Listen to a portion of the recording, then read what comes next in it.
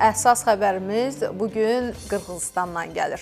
Prezident İlham Əliyev dünən də xəbər verdiyimiz kimi Qırğızıstanda səfərdədir. Səfərin ikinci günündə də önəmli açılışlar, görüşlər olub, mühüm sənədlər imzalanıb. Bunlardan biri, məsələn, Azərbaycanla Qırğızıstan arasında müttəfiqlik münasibətləri haqqında müqavilədir.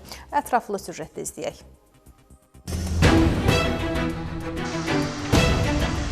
Qırğızstanda dövlət səfərində olan Prezident İlham Əliyev Çolpanata şəhərinə səfər edib rəsmi qarşılama mərasimi keçirilib.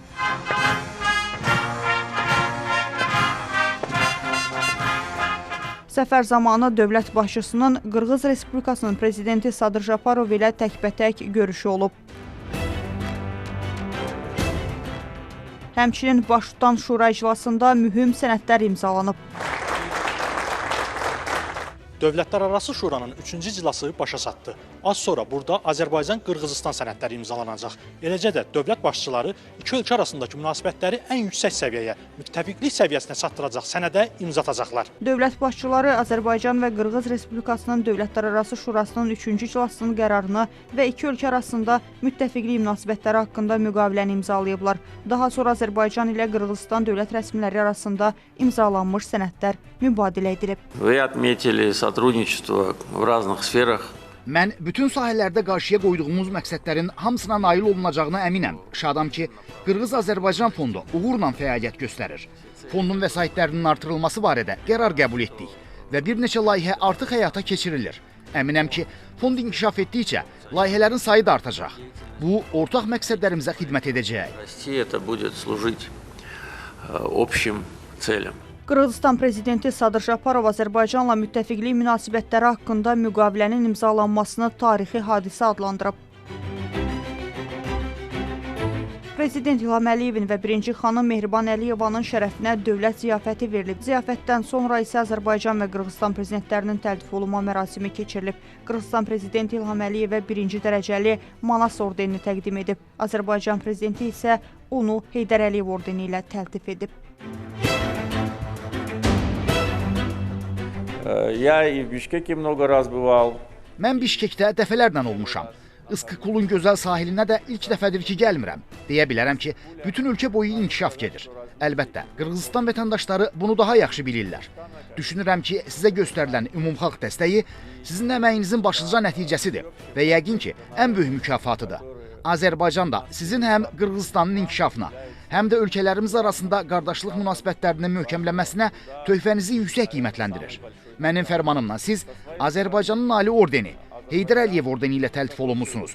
İndicə fərmanı elan etdilər. İcazə verin, bu yüksək mükafatı sizə təqdim edeyim.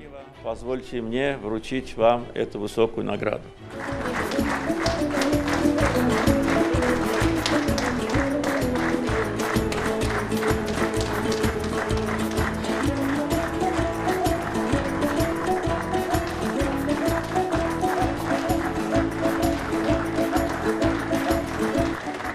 Bugün münasibətlərimiz keyfiyyətcə geniş səviyyəyə yüksəlib və müttəfiqlik xarakteri qazanıb. Mərkəzi Asiya ilə Cənubi Qafqaz arasında əlaqələrin inkişafında sizin rolunuz xüsusi əhəmiyyətə malikdir, deyən Prezident Sadır Japarov da öz növbəsində yüksək mükafata görə ölkə başçımıza təşəkkür edib. Bundan başqa dövlət rəhbərləri mətbuata bəyanatla çıxış ediblər. Рассмотрели ключевые направления двустороннего взаимодействия. İki tərəfli qarşılıqlı fəaliyyətin əsas istiqamətlərini nəzərdən keçirdik və tərəfdaşlığımızın inkişafına dair yeni addımlar müəyyən etdik.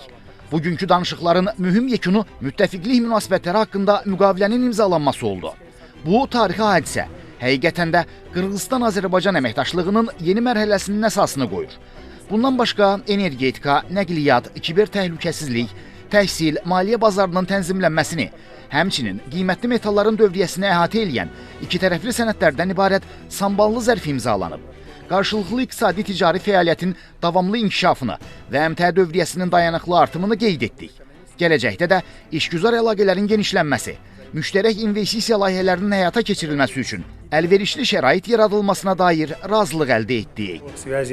Şaparov bildirib ki, bugün Azərbaycan-Qırğızstan fondunun fəaliyyəti çərçivəsində 3 birgə layihənin açılışı oldu və 8 təşəbbüsün həyata keçirilməsinə start verildi. Prezident İlham Əliyev isə öz bəyanatında əlaqələrin inkişaf etdirilməsi üçün görülən işlərə nəzər salıb. Azərbaycansko-Qırğızskого investisionного fonda Bugün biz birgə Azərbaycan-Qırğızstan İnvestisiya Fondunun maliyyə vəsaitinin 2 dəfə 200 milyon dollara qədər artırılması barədə razılıq əldə etdik. Əminəm ki, bu da son hədd deyil. Çünki fondun fəaliyyəti üzrə bizə nümayiş etdirilən təqdimat konkret məzmunla zənginləşir. Qırğızstanda həyata keçirilən çoxlu layihə var və onlar birgə istehsal, yeni iş yerləri yaradır. Qarşılıqlı fəaliyyətimizin iqtisadi potensialını möhkəmləndirir. Укрепляют экономический потенциал. Həmçinin Çolpanatada Azərbaycan və Mərkəzi Asiya ölkələrinin dövlət başçılarının qeyri-rəsmi görüşü də keçirilib. Görüşdə Azərbaycan Mərkəzi Asiya əməkdaşlığında yeni mərhələnin simvolu olan Çolpanata bəyannaməsi imzalanıb. За 3,5 года я посещал братские страны Центральной Азии. Mərkəzi Asiya ölkələri ilə münasibətlər Azərbaycanın xarici siyasətinin prioritetlərindən biridir. Sadəcə qarşılıqlı səfərlərin dinamikasını söyləmək kifayət edər. Mən 2023-cü ilin əvvəlindən bu günə qədər Mərkəzi Asiyanın qardaş ölkələrinə ümumilikdə 16 dəfə səfər etmişəm. Həmin ölkələrdən həmkarlarım isə 26 dəfə Azərbaycanda səfərdə olublar.